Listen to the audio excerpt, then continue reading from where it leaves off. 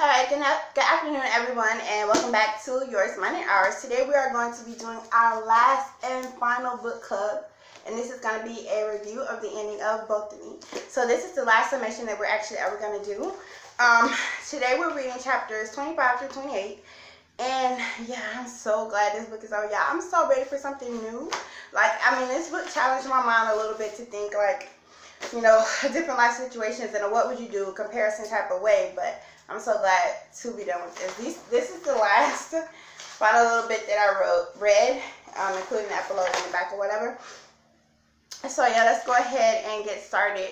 Oh, I do want to make one thing known for book club. It's going to be twice a month. I don't know if I said that last time. I do want to reiterate that. It's going to be twice a month. So we're going to be getting a new segment for Yours, Mine, and Ours. Hopefully it's going to be something that's going to draw people in, something that's more interesting, because this has not won. It didn't go over as well as I thought it was going to be. That's why I thought I would slow it down. But the next time we do it, it's pretty much going to be the same way. It's just going to be more chapters. It's going to be halfway through the book and then the end of the book. And we might, I don't know how I'm going to do it. I might try to make a surprise for you guys. So let's see. In these couple chapters, just a quick run through. Izzy, a lot of size in these last couple chapters. He dies. The way that I read it, it sounds like it was a plane crash, but it may have been a suicide. And yeah. But Elias, Claire, and Izzy finished their journey together, their adventure through Salem, and they start chapter 25 off in, I believe it's Salem, Massachusetts, or Salem. Hold on, let's see.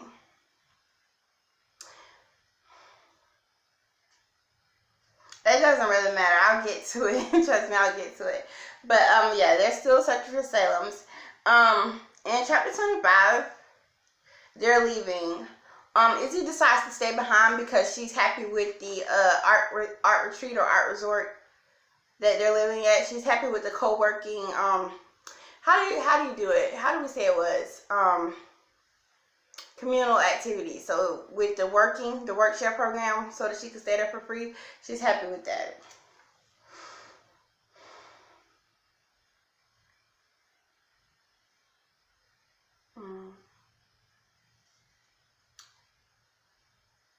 Alright.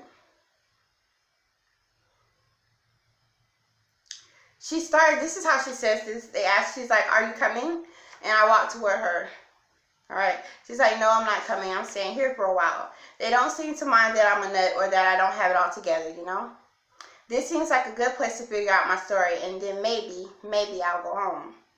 Tell my parents that tell my parents that Anchorage has a university too. I blinked. "I thought you said you didn't have rents anymore." "I really thought you had done the deed, killed them or whatever." Izzy laughed. "I love them, you dummy. Who do you think is after me? Not the law. My parents have never stopped looking for me, but Wisconsin can wait a few more weeks." She raised her guitar. She raised her guitar case. Every community needs a troubadour. Okay? So that's what she considers herself as. She plays her guitar everywhere she goes. "You actually play?" I gave her a hug. "And your rents live where we found you?" Question, as in, do they stay at, where they found the airplane at? She wants to know if her parents stay there. "An hour away." "Oh, London. Take care of him," she said. "Lots of love there, and it's all for you. Mistreat him and I'll kill you." Izzy's voice softened. "Even though I love you." She's talking about Elias, so I guess, yeah. They're both kind of sweet on him. I think that's really cute because he's troublesome.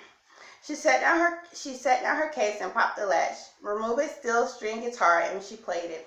It was quiet and beautiful and haunting. She played as we climbed in the car. She played through the starting of the engine. Izzy played until she was a shadow in my rearview mirror. I reached the end of the Cary Road and paused at the T, glancing left and then right. "I don't know where to go." "I know. Does that bother you?" I asked. Elias shook his head. "Take me someplace new." "New? Well, we were west. We can't continue east. It doesn't matter because maybe the real you is finally here to stay. Maybe the other one is gone." He gently kissed my ear. "No, I feel it. I'm slipping right now." Clara held my hand. That was so cute. Oh my God.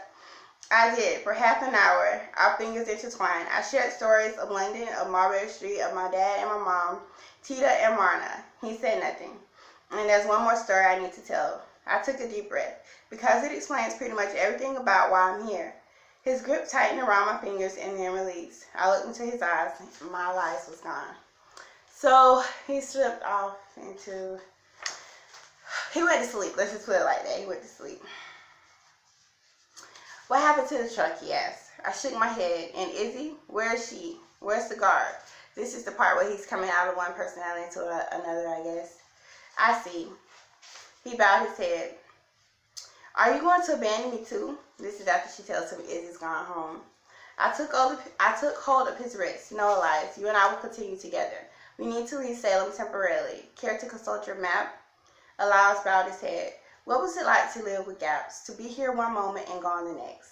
I once felt sorry only for my Elias, but here, with the other one, I felt for him also. Clarita, this is for you.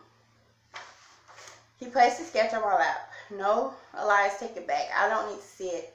Elias slowly removed the sheet, but it explains. It's a father running and a child fleeing, isn't it? Elias shifted. What else do you know? I forced a smile. I know that for the first time, maybe I don't need to know what it is, like know what's coming next. Well, Elias said, and his voice drifted. Izzy had come and gone, but her words hung with me. I would look after Elias. I would set myself aside, at least until this quest was done. There would be plenty of time to approach the topic of my secret during the return trip. So, alright, so, good thing. They're going to take a break from looking up Salem for just a little bit, and they're going to wind up in Penobscot, Maine, or Penobscot, Maine, either way, it's a weird word.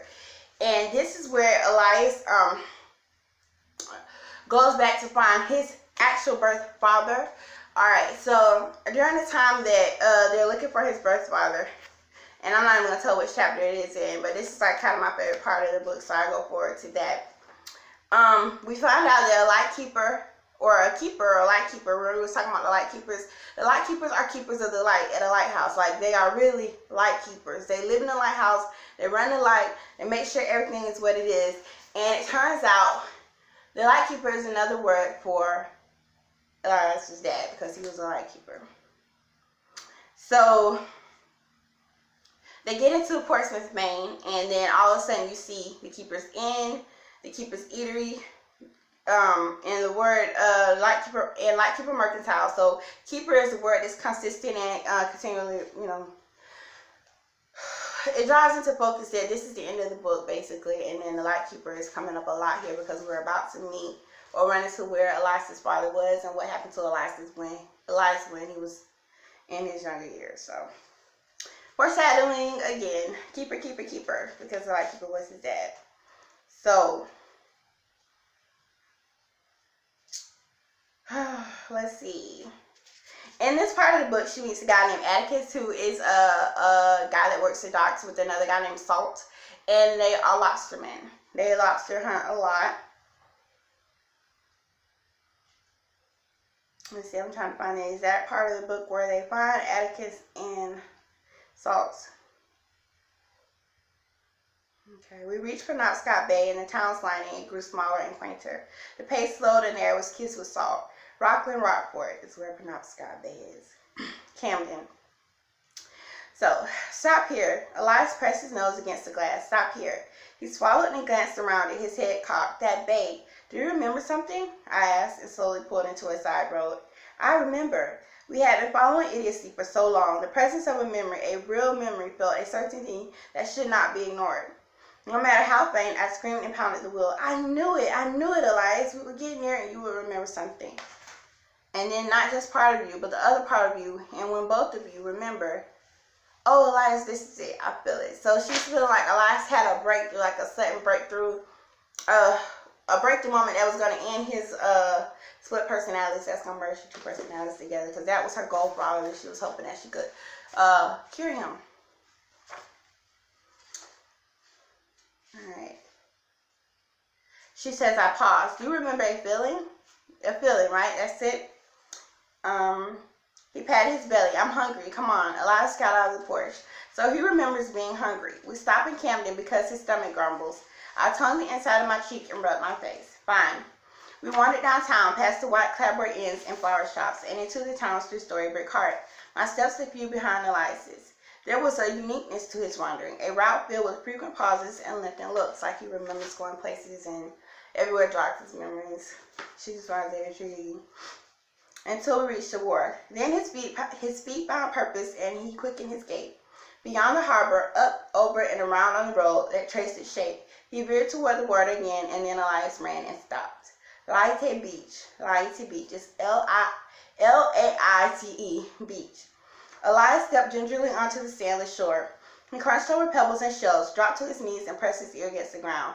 Dots were connecting. I knew it, and I gave him room to walk on the tide while balancing as a child, room to dip his hands in the water. 30 minutes later, Elias still stared at the tide before glancing at a small island on his right. It happened. Curtis Island, Elias pointed into the distance. See it? That's Curtis Island. He half turned and gazed at the mountain on his left. That's Mount Batty. I've been on the top before. From the top you can see everything. I froze. They confused one. The other one. The confused one, excuse me. The other one. The paranoid Elias stepped into my world of normalcy. I broke into a run and wrapped him in a hug. You remember this place. Elias, this is real. These places are real. These memories are real. We aren't in Salem. We're not following stars or myths, but still you remember. He looked at me, fear in his eyes. I shook my head. We found it. A memory that predates your great undoing. Awesome sauce. Now let's get to his undoing. Turns out his great undoing, as Salt relays it, was that when Elias was about 8 years old, he went to visit his dad at work, which is somewhere he generally went a lot. And he found his dad naked with a woman, and he tried to run away. And his dad came chasing out after him and fell and hit his head. So yeah, that's what happened to his dad. Let's see.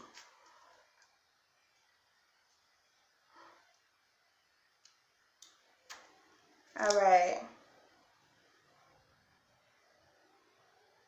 That was Elias Finn. At Boynton McKay's boys grown up, grown strong. Salt grabbed my arm. Why has he come back? Why did he come back? Salt glanced at Atticus, who pursed his lip. What does he remember? Atticus asked. Nothing really, I said. Nothing but this picture and remnants of this place. Atticus nodded. But that's how it all remains. Salt, you old fool. You old fool. Too quick. Sorry about that.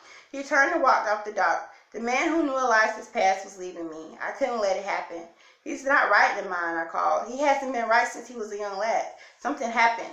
He's searching for the keeper. He wants to destroy the evil that comes from the person. I need to know why.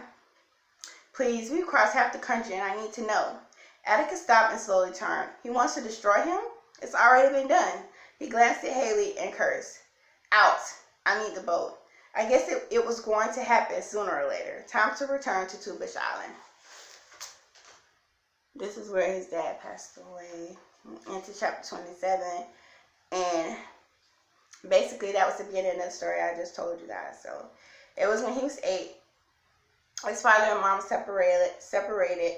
His dad went to live at the lighthouse. And yeah, that's where they found him. Two Bush Island Lighthouse is where he found his dad with the other woman. They were both naked or whatever. And that's where he died. Yep. So towards the end of the book, Elias and Clara are in a boathouse where they're going to be sleeping at. This is where she finds him after they take the trip to Two Bush Island and he's not there. And he pulls out this picture. And this is how it goes. The sketchings. A stormy night at horrid fall, looking down at a woman. A horrified Elias fleeing from his father. Elias's father stood surrounded by a pool of blood. He's been trying to tell me all along, trying to let me in, but his events and my events, they met so closely that I just assumed. I rocked and shivered. His emotions must match mine as well. So the scene that he was trying to describe in the painting or the drawing that she was looking at as she described it was the scene where his father died. The naked man in pool of blood and the woman looking down at him. there was an X that he put across the man and then a circle around the woman, which scared Izzy. Not Izzy, but it scared Clara into calling her dad and telling him what's going on. And they wound up calling the police. Well, her dad said he was gonna call the police. So the two of them got separated, and then towards the end, she's like, he was not at Latte Beach, he was not at Camden Harbor, he was not by the cafe, I can't find him. Night fell, and I wandered back to where the car had been parked. Peering at the cold carriage houses that lined the road, finding Elias would be impossible. Alright, into chapter 28, her and Dad are talking. In his entry of his diary, entry 300, he speaks about little T, her brother. Turns out Clara dropped her little brother when he was an infant, and he died pretty much the same way. Well, he got hurt pretty much the same way. He had a concussion injury.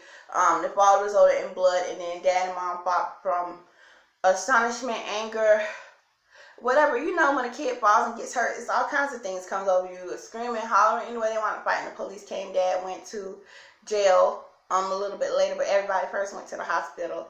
Turns out little T survived for a little while somewhere else in the hospital for special needs people because he's special needs.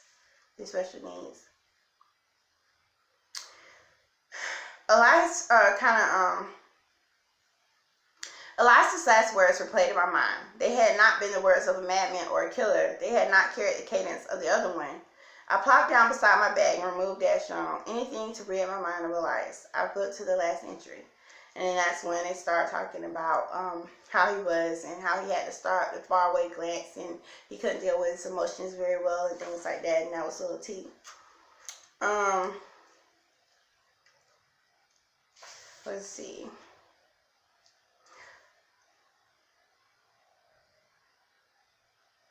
I staggered. This is where they found Elias at the end of the book. I staggered toward the wreckage.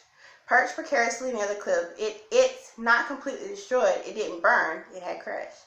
I spun around. Have they found him? Atticus slowly removed his handkerchief. I did, by the lighthouse. I wandered toward the entry, and my hand raised to my mouth. The door was covered with drawings of Elias and his father holding hands, of Elias and his father looking through a telescope, of a small Elias and his father locked in embrace. And in the center of the door, Elias and me holding hands, staring at each other. Oh, God. That's when she realized he had died. Clara, a light in the sky, is what he had named the plane. The police are thinking he crawled from the crash clear to the lighthouse. I watched the plane fly low right over the dock, go quiet near the island, and I just knew. So yeah, he passed away. And a year later, they go to revisit the place where he died at. And she brings Izzy with her this time so they can play. And Izzy plays a song like in remembrance of Elijah or Elias. And her dad goes with her this time. They had to go back and talk to Miss Winterberry, who is Elias's mom, and she could not forgive Clara at all. She wouldn't talk to her. She wouldn't go back to the memorial with them or anything a year later. So she basically just cut all ties with her. And that's how it went. She doesn't do anything like tattoo-wise for Elias, but in memory of her brother, she tattoos a 3, like here, in her hand right here, because he was the third born child of her mom and dad. And this is the old tattoo. She speaks about that. And then she says, Elias had shown me the way, and once more I glanced up, this time a brilliant blue, a path named Peace. Down below, Dad was journeying beside me above. Both Elias and little T would always be with me. Though we weren't on a mountain, I raised one short prayer, take care of them better than I did, and a gentle soft breeze kissed my lips. Just a memory, a little bit of wind. And that was it. So that's the end of the book, and Elias has gone on to join his father, and his mom, Guinevere, he left behind. And I think it was really nice of the friends to go back in memory of him and play the song or visit the old crash site and basically just honor his death. I'm not really into death. I'm not really into funerals. So rituals like these kind of confuse me, bewilder me, and make me happy all at the same time. So I don't really know what to say about it. But I know that I'm happy this book is over. I'm happy that she found closure. Like, she knows that she can go back to a place on the cliffside and remember him. I'm glad she found out what happened to him, between him and his dad. I'm glad he died in a place where his father died, so they can be together at least in memory. I'm glad they found out why they were so connected to each other. Both of them having hurt someone in the past by making them fall and causing the death. I mean, it's not really a connection that you would want with somebody, but it's a way to realize, you know, what is it that you guys have in common? Because I'm sure we always have something in common with somebody that we're so drawn to, that these two are drawn together. And then I'm also glad that she found her best friend in Izzy, because Izzy needed somebody and she needed somebody. So in the end, they all come together, and she gets her dad back, who she's been chasing throughout the whole book, and writing text messages or messenger messages on her fake scam artist website. Either way, that's the end. And towards the end of the book, I really... falls hurting each other, concussions, blood, deaths, concussions that led to, because, you know, life spilled also when he was running in to see his dad, or running away from seeing his dad. I think it was running in to see his dad. He fell and hurt his head also, which could explain why he has some memory loss issues and stuff like that. But anyway, concussions are really, really dangerous. If you ever fall, please get to a hospital immediately. Document your falls and do not go to sleep. Okay, for at least, I believe it's 8 hours after a fall. You want to make sure the person is awake every hour. Like, you want to check on them like this every hour for at least 8 hours after the fall. Anyway, and if you don't think I'm right, do your own research. Alright, guys, so that is the end of both of me. This is the last book review, and I want to thank you so much for joining me. You guys have a great night. Peace. Bye. Bye. Do it again, girl. Alright, guys. Peace.